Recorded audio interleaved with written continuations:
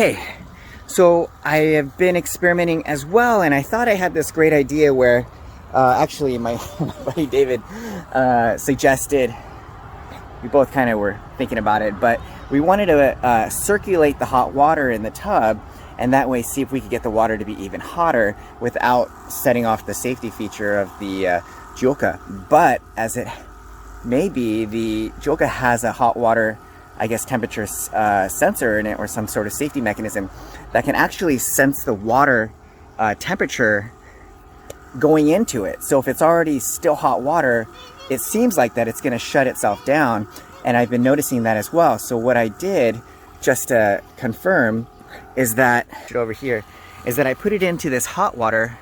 Well, first I filled this up. It's not pulling from there, but it's pulling from the pump in here, and this also gives me a good idea of how fast it'll drain. Lauren, don't pick it up, kitty. I'm experimenting. But that'll give me an idea of how much water it's actually pulling. And here you can hear the sound of it. It's not too loud, but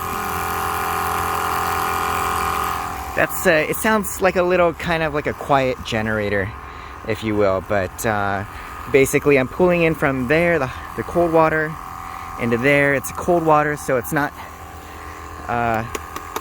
setting off the safety features here. So, and then it's going back into the hot water tub. So anyway, I just wanted to point that out to you guys, that you cannot circulate your water from your hot tub through the hot tap to make it even hotter. Nice try, but try to save some water. It's not working, so we'll just keep feeding it fresh water, cold water. That's the ticket. Right, Lauren? Yeah. All right.